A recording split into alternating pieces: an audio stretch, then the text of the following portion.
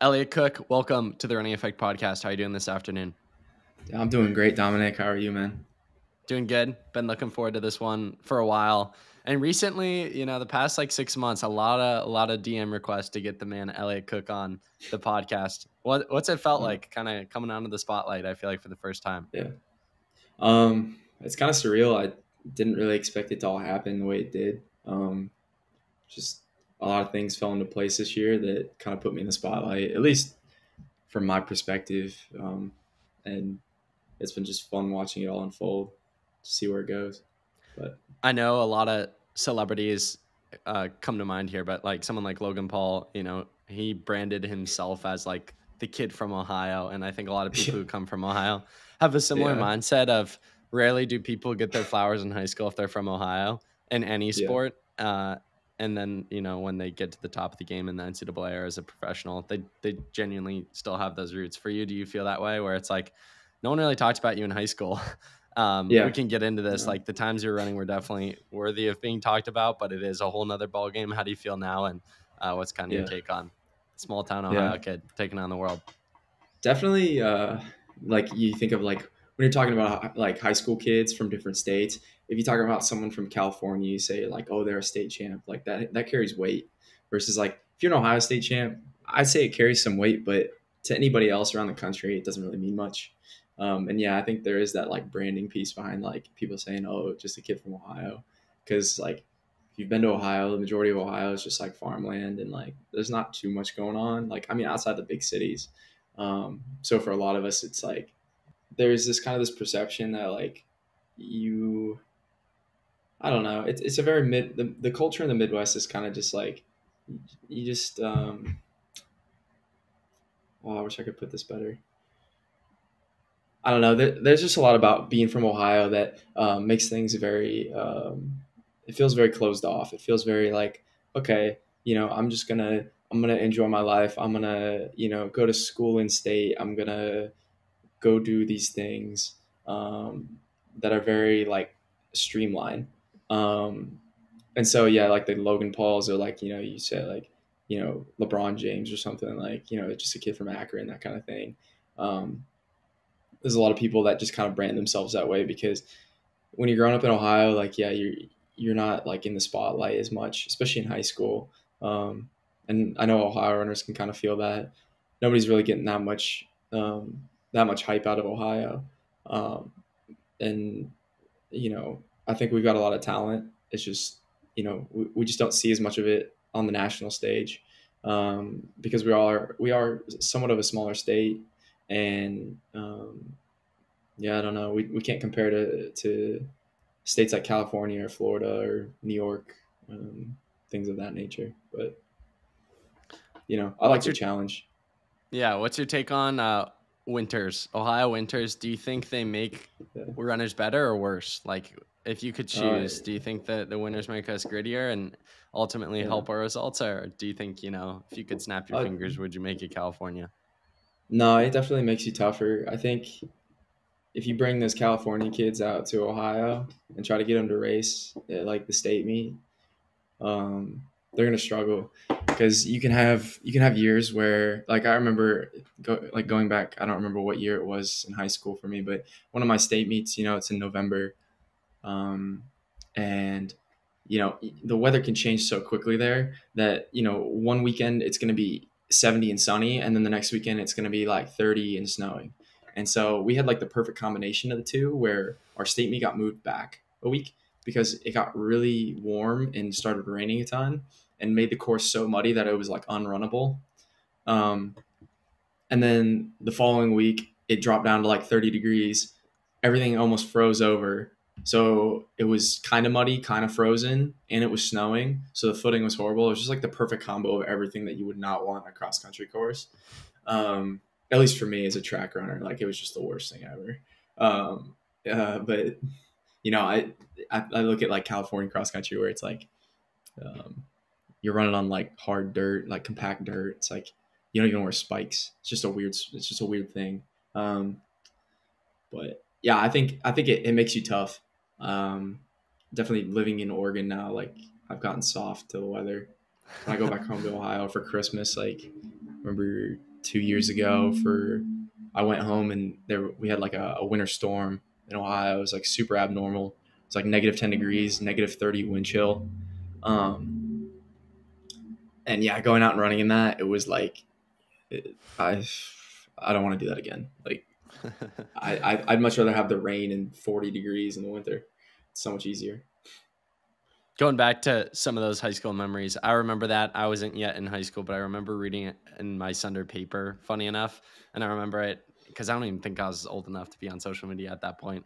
And I Yeah. remember it caused the controversy with, because NXN was the next day because it got pushed back a week.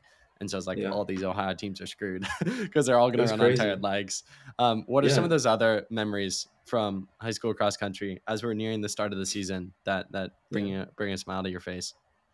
One for sure. And when you brought up the weather was like, I remember I loved like this was my freshman year, and I remember it was one of the runs in the winter where we're just kind of I don't know what we were doing. We're just doing like a distance run, and um, I was not to say a standout, but my freshman year I had shown that I was one of the top performers on the team, and so I was around a lot of the like upperclassmen a lot. I was bonding with them pretty well, and um, it was funny. I wouldn't call it hazing, but it was like voluntary for me. It was just funny. But we were like running around this route that we would do, and we came across this like pond. And like, granted, it's snowing. It's like actively snowing. It's below freezing, and we're like running past this pond, and we were like stopping because someone needed to pee or something. And one of the guys was like, "Elliott, I heard you weren't gonna jump into the pond." They said no balls, and it was like something like you're a freshman in high school. You're 14 years old, and in that moment, I was like, screw it, I'm jumping in. Nobody thinks I'm going to do it. Like, it was like one of those things where it's like, they didn't expect me to do it. So I just jumped in fully clothed. And then, like, running back, I was just like going numb, like that kind of thing. But it was like one of those memories where it's like everyone remembers it. And like, I don't know, it was just a super funny moment. And there's a bunch of those where it's like, you're just screwing around with your boys. Like, instead of going for like an actual distance run, you're running to a basketball court at, like Avery Park, and you're playing knockout with the boys, and then you run back and say you just ran 10 miles. Like that was kind of like, that sums up like a lot of the shenanigans we were getting into back in high school. And I wouldn't trade it for anything. I think a lot of people train really hard in high school, and I think it pays off. But I really enjoyed just like honestly having fun and seeing how far my talent could take me. But it definitely made the transition to college harder because I think I was screwing around a little too much. But hey, you still ran fast times off of it, as we'll get into in a moment. But when you're talking fast there, times it back reminded then. me. Yeah, exactly. As you were talking there, you reminded me of a quote that a guest said on the podcast last year. And the guest said, "So often we rush through ordinary moments, waiting for the promise that extraordinary moments have to offer. And only in hindsight do we realize that those ordinary moments sometimes hold the most meaning." And for me, when I reflect on my high school days, but particularly, I would say cross country, like track was fun, but the team element of, a bunch of dudes on the team Yeah. is unlike anything else. And for me in present day, I feel like I have an amazing life. I love my life. I love what I do, but I'm like, I would do anything to go back to a Wednesday practice and screw around with the guys. And like, I trained really hard in high school. Yeah. Specifically, even, I feel like in the last 3 years, kids are training harder, but I ran like 65 miles a week. I was training hard. I was intent, but even like the car rides to practice and stuff, which is so funny. Just like the combination. Yeah, it was just amazing. So just what's your overall general take on those high school days, and to a high schooler listening, maybe giving them some advice of like, soak it in, because I think so many high schoolers are so focused on going D1, or even just like even if they aren't going to run in college, they're super worried about the college experience and getting to college, and they're like, I have no freedom. But I guarantee you 90% of the people I talk to would do anything to go back to high school, even for a day. Yeah. I mean, I definitely don't regret anything that I did in high school because it was so fun. Um, like I said, I don't know. There's so many memories that I have from high school that put a smile on my face. And I wish I could remember all of them. So many times in like old group chats that I had with my boys back in high school, like they'll send some memory or like send something in. I'm like, oh my God, I forgot we even did that. Like, that's so funny, like thinking about it now in hindsight. But yeah, I'd say like to high schoolers nowadays, like I think there is an importance in terms of like if you have aspirations to run in college, um, you need to have some level of professionalism that you bring to practice every day, but you also need to take a step back and understand that you're still in high school. You're still developing. Your body's still developing. I don't think it's I don't think it's necessary to um, go to the well all the time. And this is just from my perspective. I know some people see a lot of success doing it a different way, and I think that depends on how you look at it. But for me, what made college running so fun was the fact that when I got to college, it was like I discovered a whole new sport.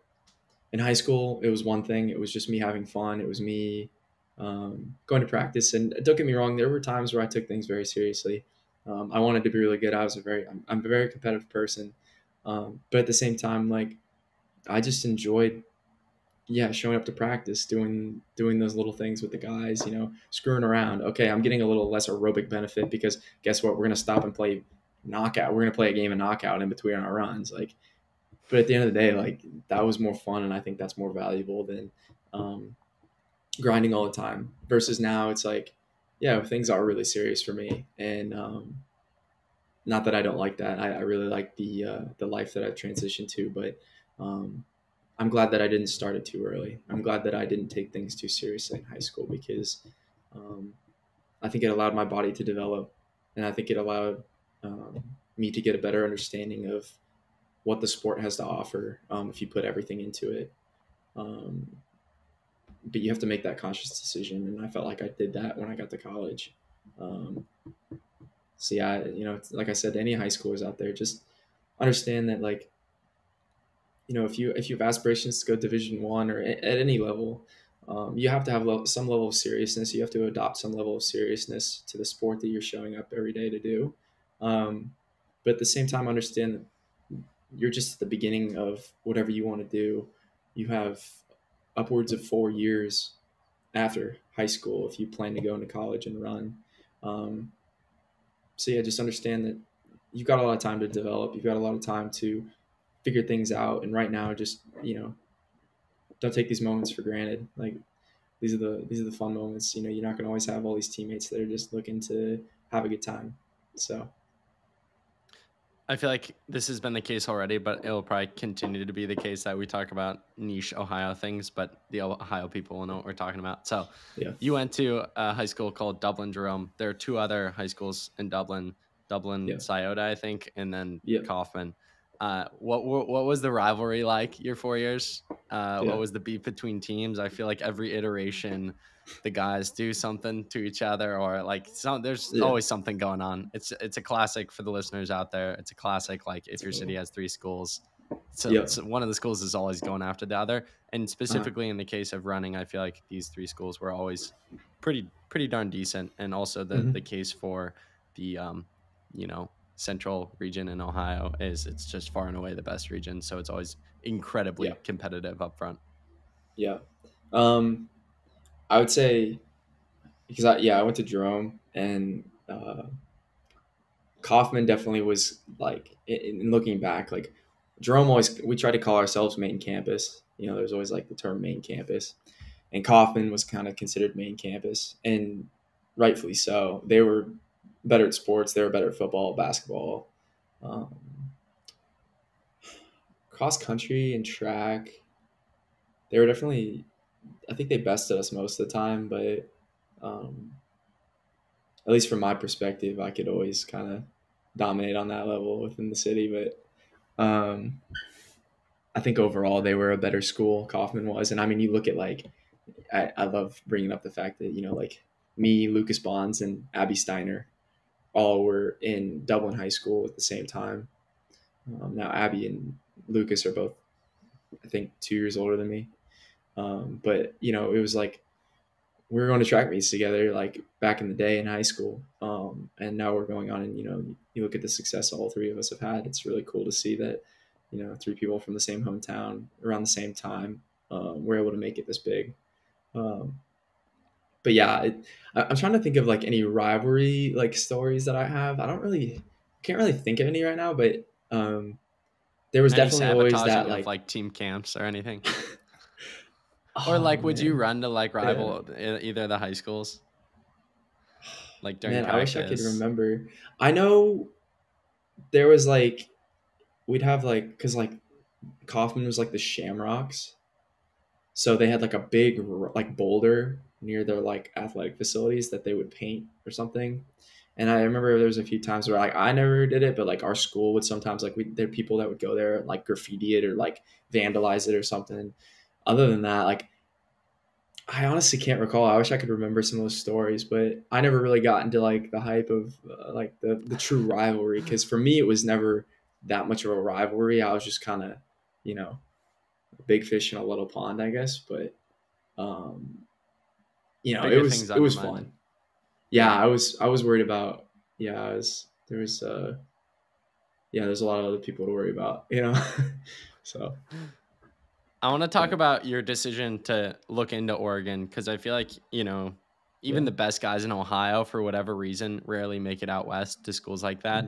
Mhm. Even you look at like the top guy in Ohio this year, Ben Gableman, he ran 401 at New Balance Outdoor Nationals. He's going to Syracuse. We have a lot of Yeah. guys going to Syracuse. Bottom line, I feel like Yeah. rarely do we take talent out west.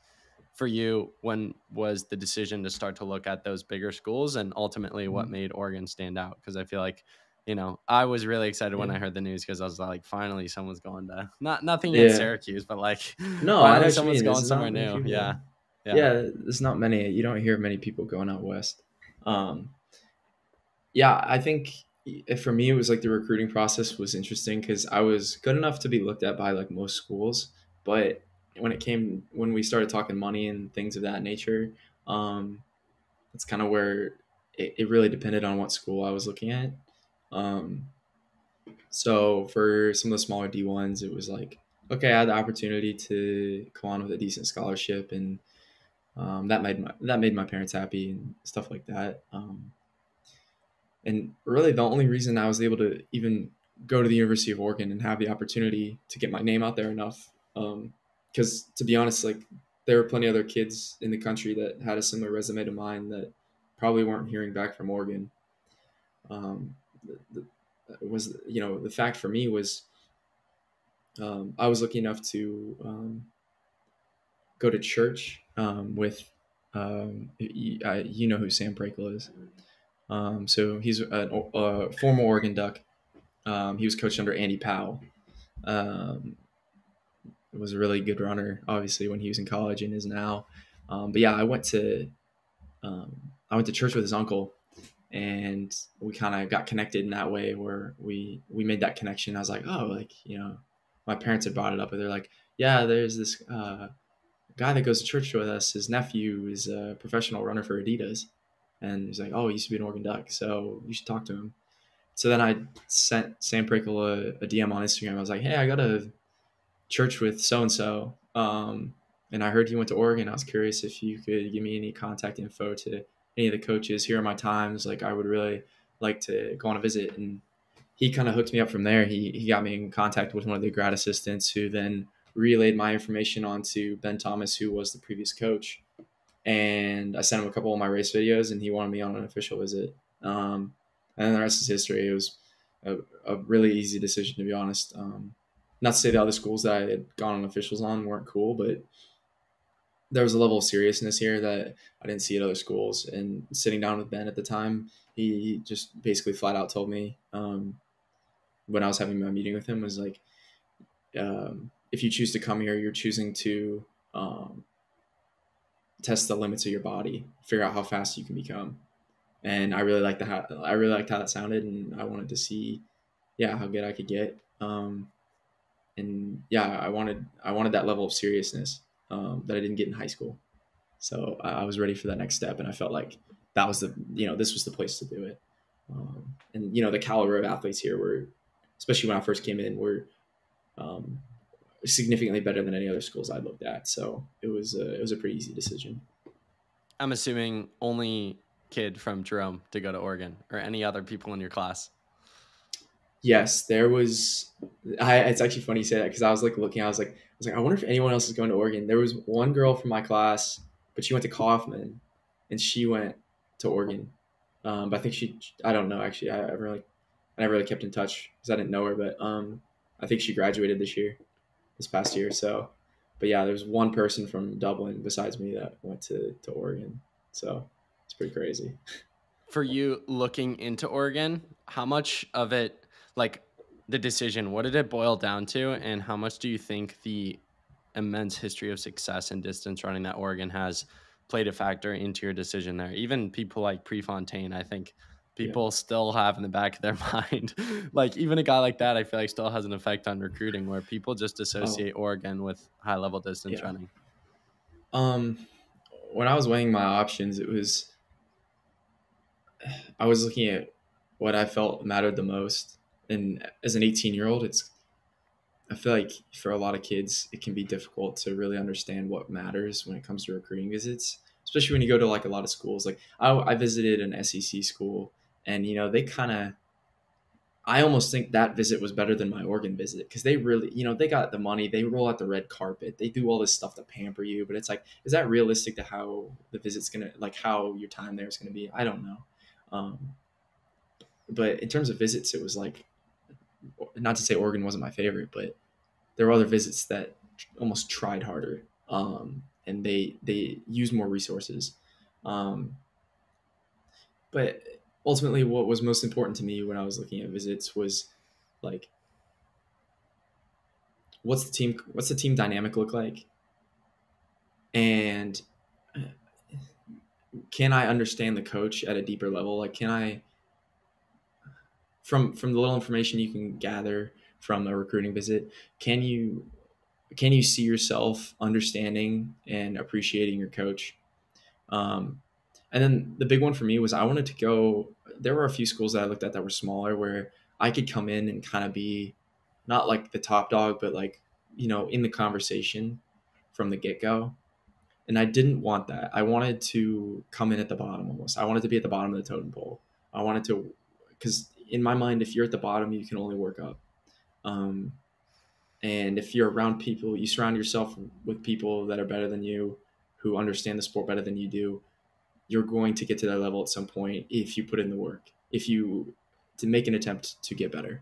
And so that was what was most important to me. And being around the guys when I was here on my visit made me realize that I had the best opportunity to maximize my performance if I came here versus any other school.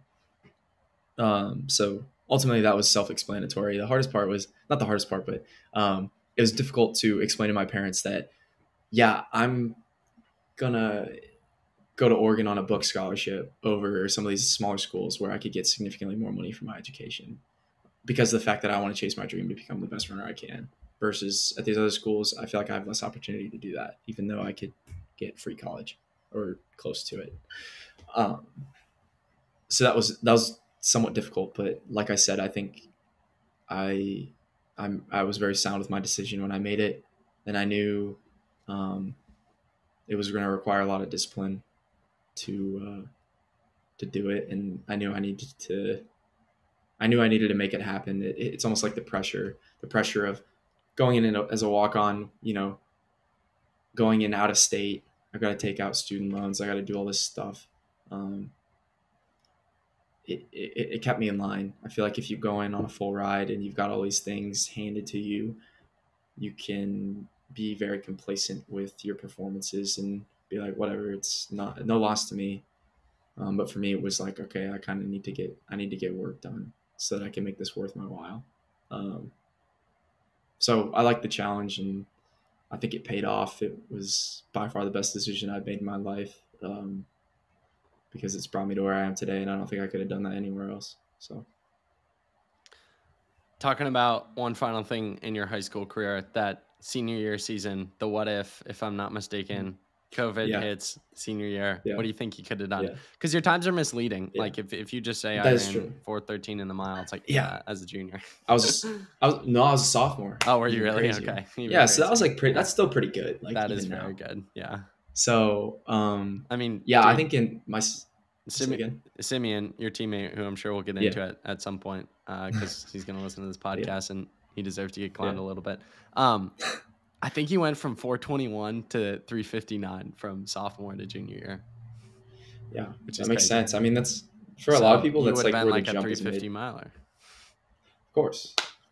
No, I was. I was pretty developed by the time I came into my freshman year. I was close to six. I think I was like 5'10", 5'11" as like a 14-year-old, like freshman. Um, so I was pretty lengthy. I was really skinny. I kind of had the levers for it. So anything fast was pretty easy. So yeah, I ran like my sophomore year is when like my freshman year was kind of like, it was decent. It wasn't crazy. It was like 4:27, 16:05 in cross or something like that. Um, and then yeah, sophomore year was like 4:13, and then I ran an open 400 standing at a meet. This was like legit. It was honestly the best race I ever ran in high school. I ran a 49.5 standing, which was crazy. As a freshman? Sophomore. Oh, okay. But I was like tripling that meet. I did like 4x8 mile and like 400 or something. It was crazy. Dude, you could have been the next Quincy Wilson. I know. Oh no, not even close. That kid's crazy. I don't know how he does that. But there's no way I could do that. But yeah, I think my senior year, there's a lot of what ifs, but I was starting to take things a little more seriously by my senior year. I think I could have been maybe, I don't know, 406 in the mile, if I had to guess. Maybe a little bit lower, close, getting close to 4 flat. Dude, Dragonflies are out by that point. I'm giving you 404 or lower. Yeah. I don't think they are. 2020 was not the my first senior year. year. Really? 100%. 100%. Oh, okay. Because Okay. 2020 Then, yeah, I'm going was when the Olympics were supposed to happen, and a lot of people don't know this, but right. if you track it, you can follow along. Nike releases their track spikes every 4 years, every Olympic cycle. Yeah. And so 2020 was the first year because that's when Cheptegei broke the 5K, 10K world record, and You're right. that's when people are like freaking out. So that makes sense. You get Dragonflies, oof, another 2 seconds. Yeah, I don't know. That's true. I was gonna say I think I'd have been like my aerobic system was not very developed, so I think I would have been like 406, but I think I could have been sub 150 in the 8, which would have been pretty cool. But yeah, my biggest thing is I had always had aspirations to get like invited to Brooks PR or like anything like that, like any of those like invitational level meets or like Nike Elite Camp. I was like, okay, I need to get really good so that I can do those things. But yeah, I never got the opportunity, but which sucks because you probably would have. It kept my head level though. I think there's something to if you're handed too many flowers in high school, you can come into college with really high expectations that are just unrealistic. And I think it can kind of hurt you your freshman year versus if you go in understanding that you're going to get your ass kicked, like it can kind of be helpful because that's the reality of it. Like there's not many freshmen that can come in and make an impact immediately, but yeah. So talking about coming in to college, the NCAA, I would say the hardest conference for your specific event. What was that like? What were the years like leading up to this season where people really saw that breakthrough? There's a lot of suffering in a good way. But like I said, I definitely did not put in enough work in high school. So my freshman year was a battle with my body the entire time. I stayed healthy. I've stayed healthy for basically, I'd say 95% of my college career. But definitely my freshman year was a lot of just coming in every day, feeling super drained, legs hurt, getting dropped.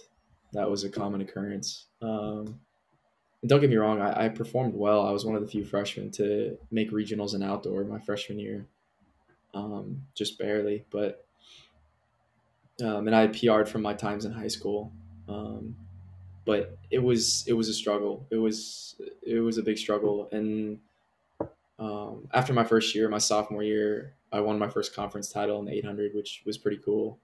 I felt like that kind of was like the first hint that like I could be pretty good in the NCAA, but I still needed a lot. I needed to build my engine a lot more. Like I said, I don't have like there's a lot of I feel like there's a lot of people that just have this natural ability to just run forever and just have this huge like engine. But for me, I really had to I have to actually put in good mileage to finally be able to hang with those guys. I always had the natural foot speed, but never did enough aerobic work. So yeah, it was just a lot of suffering, but definitely worth it. And not like, obviously there were a lot of really awesome moments in there, but yeah, my first year especially, it was I remember being in some dark places and being like, all right, we just got to grind this out because damn, this hurts, like, so. Looking back on it But now, do you feel like it's more of a blessing having natural foot speed or natural aerobic strength? Because I would almost make an argument after watching the 15 and how fast guys are closing. Yes, it has become more of a strength race, less of a sit and kick race, but like, dude, Hawker undeniably was gifted with foot speed, was not gifted with yeah. aerobic strength. Like, he can still run a fast 5K, but I feel like he can run a fast 5K because of his training. I feel like Yeah. if you want to win the Olympics one day, you have to have that natural foot speed. I'm feeling good if I'm Elliott Cook.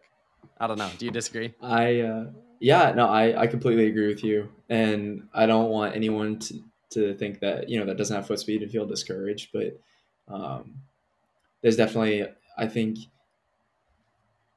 any given runner, their ceiling for how much foot speed they can gain based on their training is significantly lower than anything they can do aerobically. So, if you're here with your aerobic training, you can make it all the way up to here if you train enough. If your foot speed is here, you can train as hard as you want and do everything right. Your foot speed's only going to get up to here. You know what I'm saying? I feel like there's only so much you can do to really gain foot speed. It really comes down to your mechanics and your fast twitch and a lot of things that I think there's research about this as well. I don't know for sure, but I mean, just looking at how people perform, it seems like you either have leg speed or you don't, versus you can run a lot of miles with foot speed and you can become strong. You can run cross country. I figured that out with myself this past year. But I'm never going to become a 200, 400 guy. Like, that's just impossible. Like, I don't have the foot speed for that, Right. So yeah, I think as we progress, into the following years, LA 2028, and even looking forward, past that, the 1500 is really just going to it's going to turn into the guys who have foot speed, who are doing the strength work. And I think you're seeing that with the fact that, like, the 1500 is a very interesting event where I don't think it's any coincidence that Jakob can win in 2021. I think this was kind of like when COVID happened. I feel like there was a big transition in terms of how people were training and how things happened.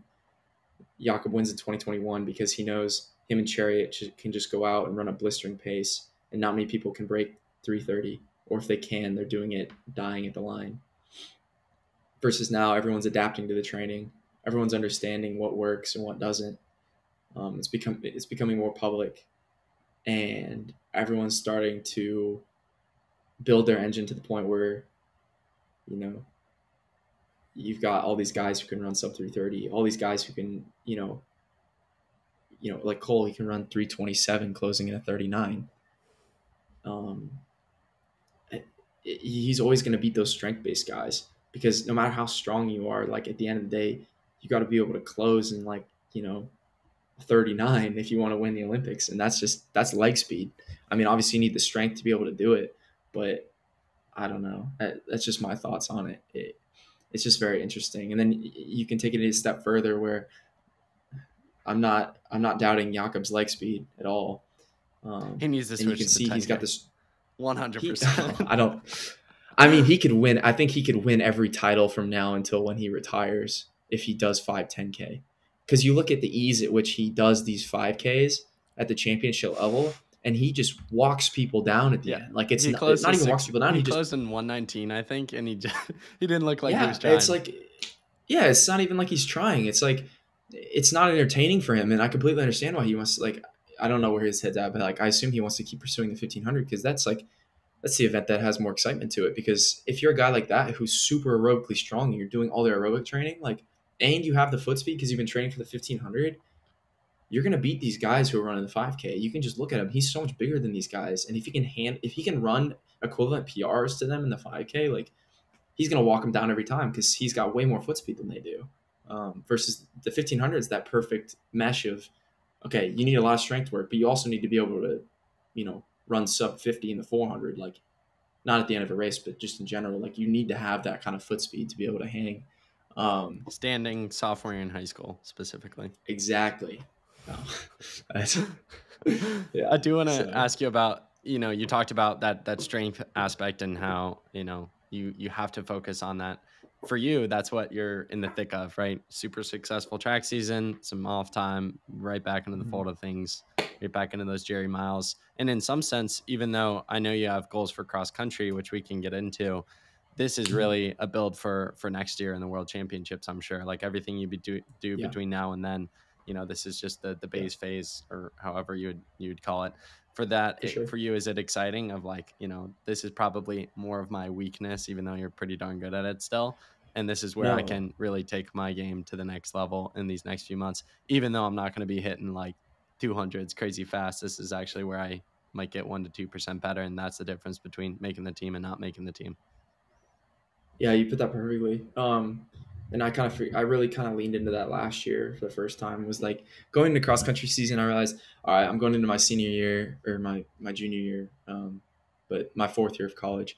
It was realizing like the best 1500 runners can run good cross country. You need to be able to do the strength work if you're going to be a good 1500 runner. 800 is kind of different, but I viewed myself as a 1500 runner. If you look at my body type and you just kind of looked at the way things worked out. And talking to some people who had a lot more experience than I did, who were older than me, they kind of steered me in that direction too, where they said, you ultimately need to be able to run, not even necessarily good cross country, but you need to be able to handle the strength work. You need to be able to put good miles under your belt if you want to see success at the top. And you look at what the guys at the top are doing in the 1500. Well, those guys are running close to 100 miles a week or more, or they're at least training close to 12 hours a week. So I really leaned into that in the fall. And I was still doing middle distance training. So it was really interesting how everything worked out pretty well. Cause I would come off of a long run where I do a 15-mile long run. And then the next morning I'm ripping some 200s in like 27 or something. It was a very hybrid based training plan almost, but it worked out very well. And like I said, I kept telling myself, good 1500 runners can run decent cross country. And so I kind of held myself to that standard. Like, all right, I'm not just going to say I can't. I'm a middle distance runner. I can't run cross country. Like, I think you have to be able to do both if you want to see the next level, the professional scene. So Fast forwarding to this year and the 2024 Pac-12 Championships, the UW guys have owned that event for so long, to an extent where they definitely deserve their flowers and their individual accomplishments, but you definitely got overlooked in terms of going into that race. I think, yeah. you just weren't on the radar because people see those three guys, Joe, Nate, and Luke, and it's like, who's going to win out of that three? You spoiled the party. What was that like? How did it feel to bring one home in the 15? That was pretty cool because there's always, in every championship we're gearing up for, especially like Pac-12s, those Washington guys kind of have a target on their back because obviously they're the ones that are creating the most noise in the NCAA, especially in the middle distance scene on the men's side. So going in, we knew what the goal was that we needed to accomplish. And I just, yeah, like I said, I felt like I prepared mentally for that better than I ever have. I put myself in a place that made me realize if I'm feeling good on the day, which I will, because of my preparation, I can beat any of these guys in a foot race. And I have the strength, and I proved it in cross country because I was beating all those guys in cross. So why am I any different from them? Then it comes down to tactics, and that's something I needed to work on. And I worked with my coach on that a lot, and I still am. And everything came together that day, and I seized the opportunity and took advantage of it. And yeah, it was a pretty awesome day. It was pretty fun. Cool double. Yeah. How big was that mindset shift for you? Of like, Yeah. yes, those are facts on paper, but even you stating them to me now, I'm like, oh, I didn't really think of that. Like, if you look at the Yeah. facts, yeah, you deserve every right to be in that race and to win that race. How big was Yeah. that, stating that aloud and accepting that, or hearing it from your coach and being like, oh Mhm. yeah, like what? Why am I overthinking this? I can do this. Well, it's, um, it was just I finally started holding myself more accountable with everything I was doing in my life, especially leading that spring season and in the fall, to where like I felt like I fortified my mind, I fortified myself mentally a lot more than I ever have. So getting on that start line, there was nothing I had to like. There was nothing in my mind that was poisoning me in that sense, where I could leave the door open for them. I felt like I was so mentally sound with my training, and my confidence was high because of it, that there's no guarantees I'm going to win on the day, but I know for a fact I'm going to give my best effort regardless, and I'm going to be able to prepare as well as I ever have. And all that comes down to just the sacrifices I had made leading up to that race. It just fortified me mentally. It made a huge difference. It made me understand after the fact that it really opened my eyes to like how important it is to have the mental side of things when you're on the start line. If you don't have those things, you can beat somebody that's significantly better than you physically. It really comes. Everything is mental. I don't know. There's a lot that I still need to understand about it. I'm still pretty young, and I still got a lot of like learning to do with this sport. But this past year made me understand that you can take your body a lot further than you realize if you get on the start line having practiced these things mentally beforehand. So I feel like that's something I've consistently seen in Jerry's athletes is that mindset shift and their ability to go to a place they never thought was even possible, both in training and in racing. What's your yeah. general take on that? And without revealing the trade secrets from your own perspective, like how does he do that? How does he allow athletes to dig into that extra, 1 to 2%? I don't know if I can speak for anyone else. I can really speak for myself. But for me, it was not even necessarily anything he did um, just one on one with me. It was more just he expects a lot out of us, a lot more than I feel like a lot of other NCAA coaches do. And because of that, it made me realize that I needed to step up my game a lot more than I realized if I really wanted to take advantage of his training load. Because if you're training really hard and you're not supplementing the rest of your life around that as much as you can be, you're not maximizing that, you're not going to receive nearly as much benefit from the training you're doing, because you're always just going to be dumbed down from the fact that you can't handle the training load. And part of that is the mental side of things. If you can go into workouts mentally understanding that like this is why I'm doing this and this is what I've done to prepare for it, things got a lot easier. And so I think it's just Jerry's expectations of us are a lot higher than I think a lot of guys, including myself, were used to, especially when he came in. So it kind of, if you really want to maximize your performance, you kind of have to make that mental shift. So I kind of took it upon myself this past fall to really um, tap into that side of things, and um, I started reading a lot of books that kind of spoke on the matter, and talked to a lot of people who had a lot more wisdom than I did on the matter, and it gave me a lot better understanding of how all this stuff works at the top, and yeah, it brought me to where I am now, because yeah, I guess Jerry's expectations and just all that, it just all came together and made me realize like, all right, I need to step up my game. I need to hold myself accountable. I need to start studying my sport more than just doing it. I need to start sitting down and understanding why. So, yeah. Take me through the NCAA performance, runner-up finish, as well Mhm. as how that led into the U.S. Olympic Trials performances, multiple races here, making the final, running 3:33.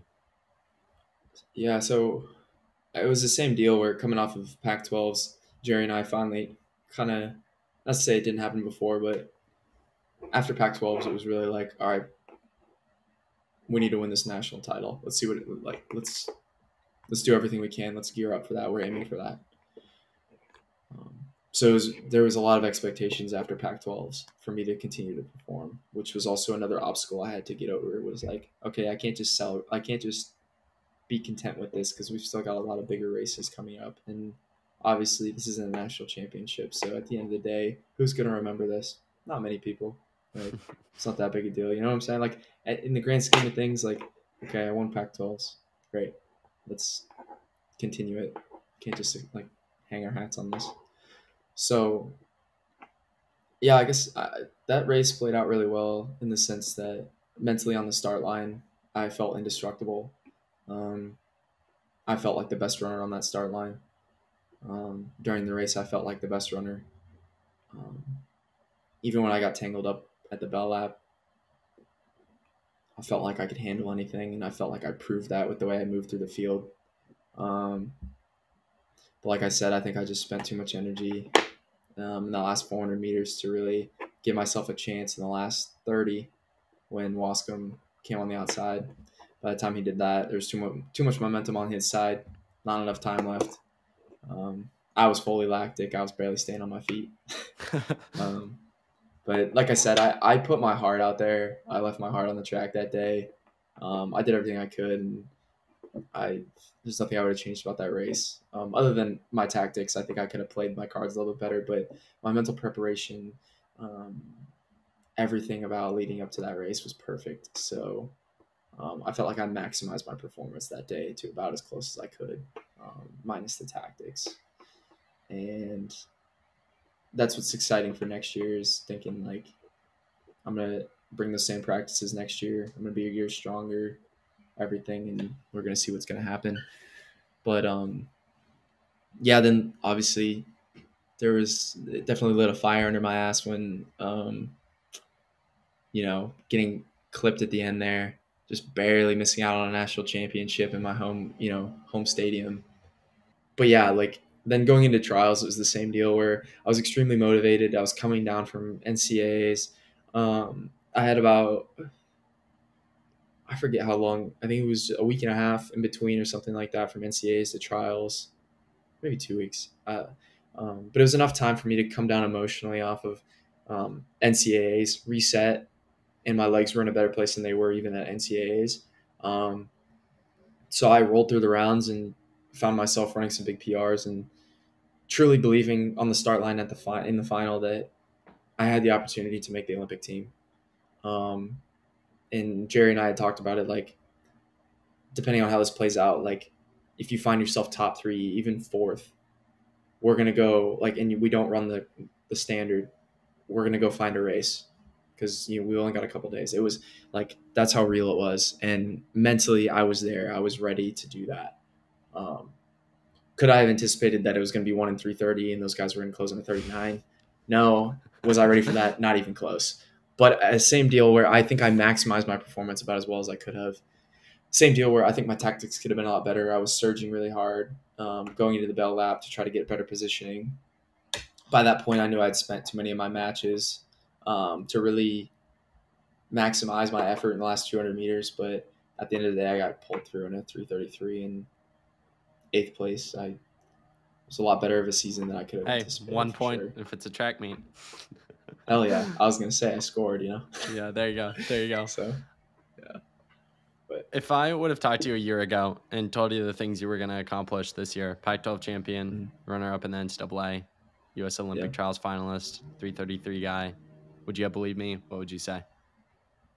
I would say definitely not. I wouldn't have believed most of the things you were saying. I think I could have won another Pac-12 championship. Maybe, I was going in thinking I could win the 8. But other than that, I mean, I couldn't have anticipated any of it, especially because I had quite a bit of downtime in the winter leading up to the spring season. In the month of January, February, I was hardly training. Even March, I was barely getting introduced to workouts again.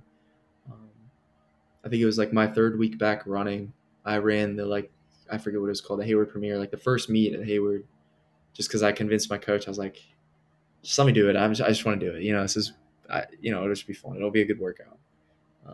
And I'd run like 3:42. So I was like, all right, we got some work to do if we're going to, try to make nationals this year and stuff.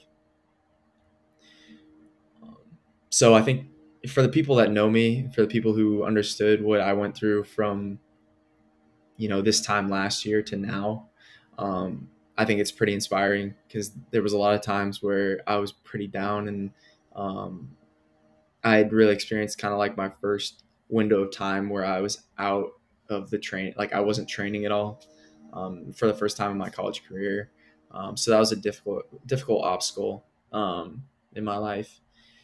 But yeah, the way I was able to bounce back, I'm really proud of, and I hope I was able to inspire some people with that, who are dealing with injuries and stuff, because ultimately, like, I couldn't have anticipated it going this well, but ultimately I just tried to keep my head up, and I just kind of worked through it day by day, and um, tried to find peace within myself, I guess. I tried to keep myself relaxed even when I was anxious about not being fit enough, not doing all these things, understanding that I do have time. I don't have to be fit till June or July. There was a lot of things that went into it, but yeah, ultimately I would not have anticipated it going this well.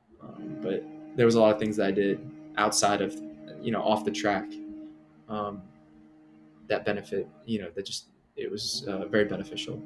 So, In a word or two, what can people expect from Elliott Cook in his final ever NCAA season?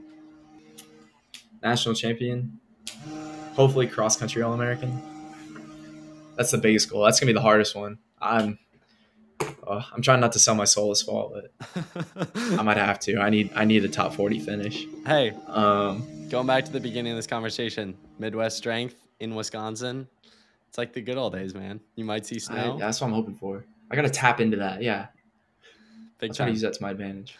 Big time. Yeah, other than that, I just want to leave the program better than I found it at Oregon. I want to see more success than from the team than the last couple of years. So I'm hoping I can help kind of guide it in the right direction, both for my performances and also helping the guys that are below me.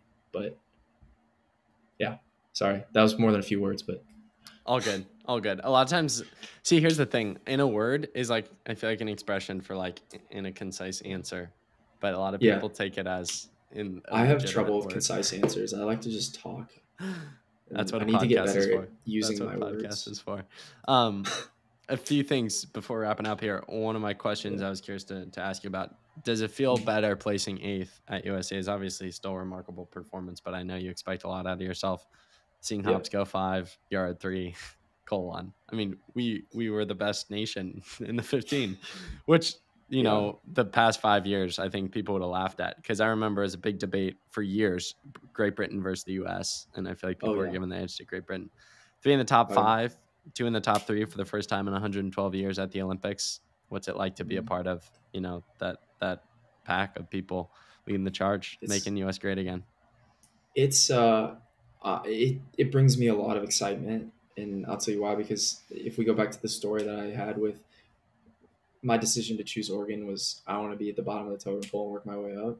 I could not have picked a better time to enter the national scene for 1500 running. We've got guys who go 135, in Paris. And all these guys are pretty young. They're similar in age to me. I think Yard's the oldest. I think he's only a few years older than me. Hobbs is younger than me. So basically, there's going to be a lot of competition to make 1,500 teams in the U.S. In the coming years. So it's going to be who can rise to the occasion.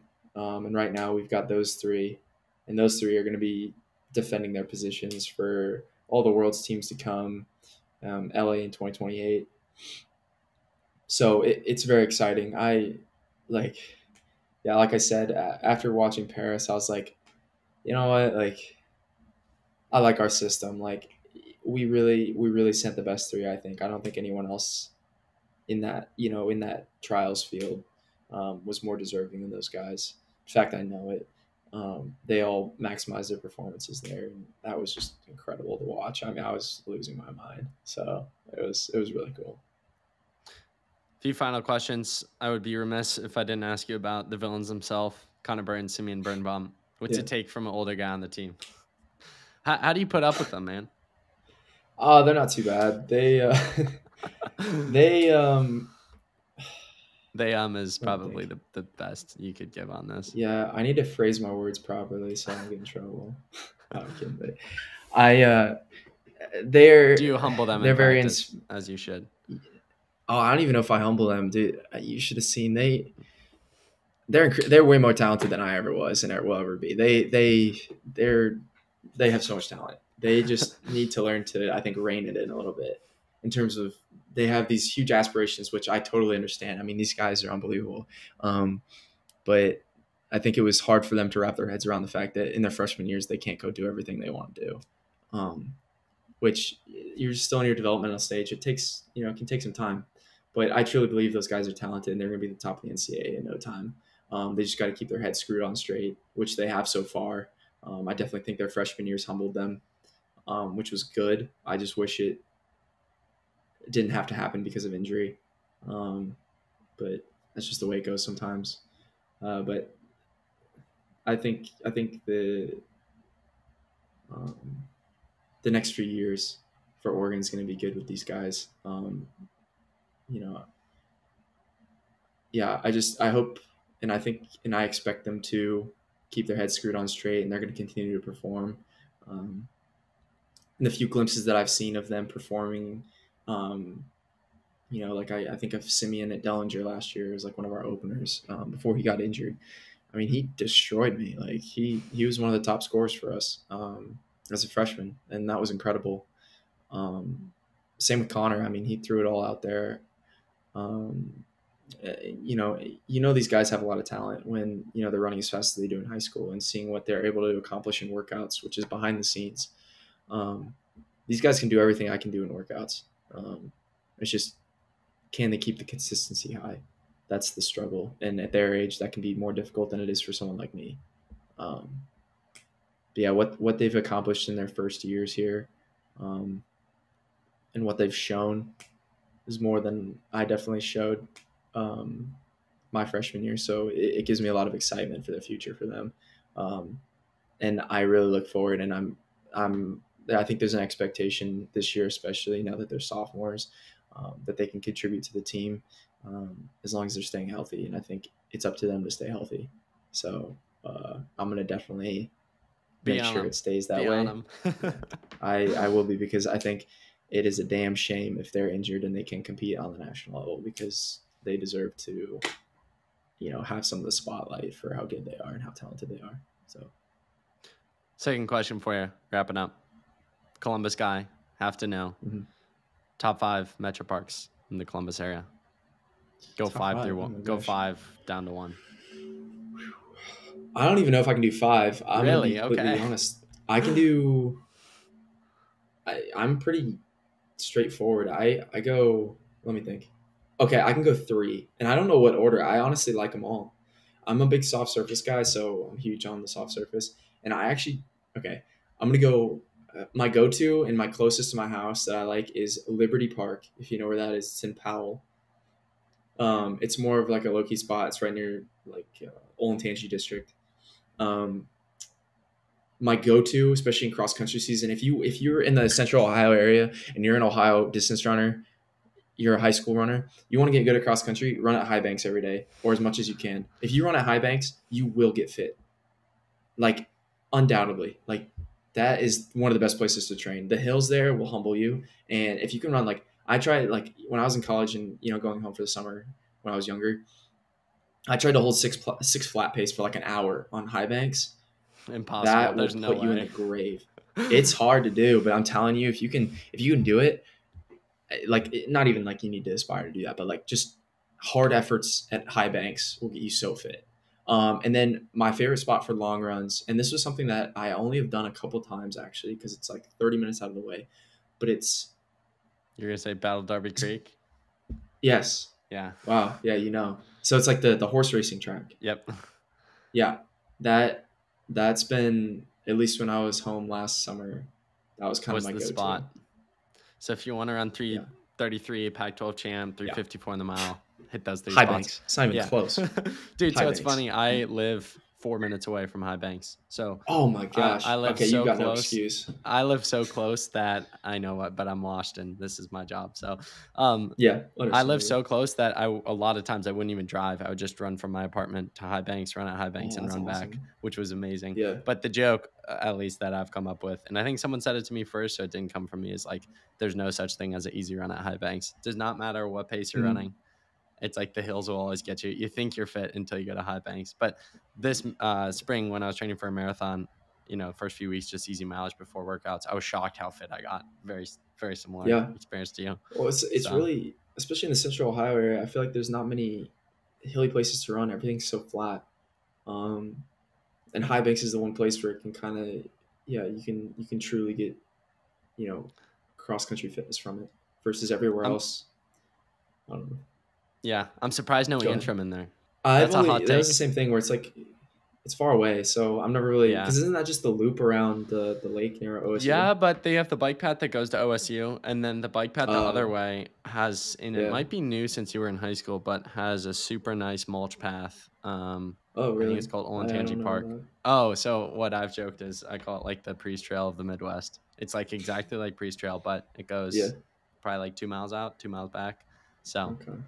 I'll share the Yeah, ropes my at thing Christmas. is it's yeah. Honestly, I'm gonna need some spots. I could go for some new spots, but my biggest thing is like yeah, that's probably like a 25-30 minute drive for me. So unless I'm going for a long run at Darby Creek, like I'm not really gonna go out of my way to go to Antrim. But I am familiar with it, and I've done it a couple times. But it's the same thing where like I'm not gonna go out of my way to run on a bike path. I can do that from my house. We got unlimited bike paths in Dublin, so yeah, I'm just looking for soft service.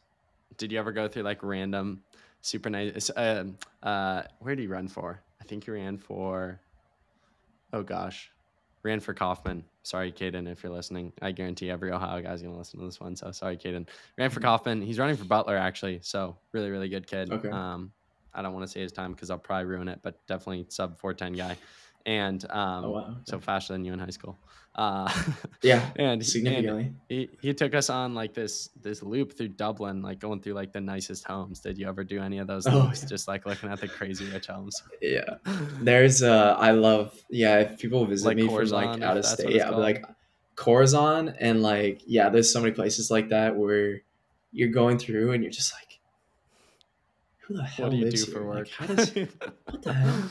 I used to love it because I was friends with like a lot of the kids that would like live in those kind of neighborhoods and like a lot of times I just like it was super nice because like when I'd come home or something like I would just like I didn't have like a gym membership anywhere, so I would just like walk into these like because like it's just like I could pass as like a country club kid, I can just walk in and nobody's gonna bat an eye, and so I'll just walk in and sign in with some random last name that I know, and nobody says a thing, and I just walk in and use it and use their facilities like the pools, the nicest gym equipment, anything. It comes in handy. You get a lot of free golf rounds that way too. It's pretty fun, and yeah, it's some really good golf there too. Home of Ha- Jack Nicklaus, So Have you ever done that at Murfield? Has that ever worked or yes, no? Murfield's a Really? popular one. You Yes, got in? Muirfield. That was the most popular. Yeah. Oh, TCC. Are you kidding me? Dude, that was like my go-to. That and Tartan Fields. Okay. Um, Because and Murfield's where they Corazon a play couple the times. Memorial, and I've heard it's like Yeah, crazy hard to get around there. it's sketchy, and in the winter, I think I don't. I feel like I probably got like pictures of me up in their like clubhouse or something, like wanted or something, because I'll run on the golf course all the time, and like just like Soft all over surface. like everywhere, and yeah, it's just fun because I can run there from my house. I live it's like 10 minutes running to that course from my house and um, so yeah I'll just run along the course like the actual PGA course and like the groundskeepers don't care but like a lot of times I'll like look up at the clubhouse and I'll just see people like legitimately like pointing at me and like but I'm running so fast that like they like don't know where I'm going 'cause I'll just kind of like loop it around and stuff and so yeah I've done that quite a few times and I can tell they're like trying to stop me, but I never get close enough to the clubhouse where they can, get to me. I don't know. It's funny. It's like I can outrun a golf cart. So, dude, I'm trying to join one of these runs this winter. I was saying to a few guys, I was like, I really want to run on a golf course. I'm like a fiend for soft surface. It's like I love it, great. and it feels so good. And so like golf courses are so pristine, perfect soft surface. And so I've always said that I want to run on a golf course, but I never have the balls to do so. I'm always way too scared. So it's winter, Murphy. That and Kinsale, if you know where Kinsale is in Powell. Their golf course is probably the best to run on, but it's not as cool because like the Memorial one, the houses that are there are just unbelievable. So it's like you just get to do a bunch of sightseeing while you're there and look at the cool houses. But love it. So. Well, Elliott, final question for you, wrapping up today's conversation. The question I ask every single guest on every single podcast: if you had Gordon Ramsay coming over to your house for dinner, what would you choose to make for him? I would probably, this is a crazy answer, and this isn't like something that I would say I can do super well, but I just want to wow him, and I have enough expertise on it to like, I think I could do a good enough job. I do like a surf and turf. So I would do like especially because it's Gordon Ramsay, I'd do a filet mignon, and then I would do lobster tail. And I feel like the filet mignon, anyone can grill a steak. Anyone can do a steak properly, especially if you got a meat thermometer. But then you go lobster tail, and I've done lobster tail broiled, like properly prepared. I think that would wow him. And that to me is like, if I had to eat something every day of my life, I would do that. Dude, that sounds good. So, I'm impressed you can make it. Yeah. I think you're not giving yourself enough flowers here. I think you'd be surprised at some of the responses on the people. People be saying cereal and yeah, it's bad. It's a rough world. If you're a runner, you gotta know how to. I mean, not to say I usually do like simple meals. Like, don't get me wrong, I do really like ground beef and rice a lot of times, or like some vegetables in there. Like that's pretty standard for me. But like, I feel like being able to cook something nice is like it's essential. Fun. Take your game to the next level. Yeah, it's essential. Yeah, there you go. You gotta know how to fuel yourself. Yeah. Well, Elliott, been looking forward to this one for a while. It exceeded my expectations. You're the man. Appreciate all the advice and chopping it up on all the Ohio stuff. You're the man. Looking forward to We'll run it back on the podcast. Maybe post easy run on Murfield this winter. Sounds good, man. Yeah. Hell yeah. Appreciate you, man. All right. Yeah. Thank you, Dominic.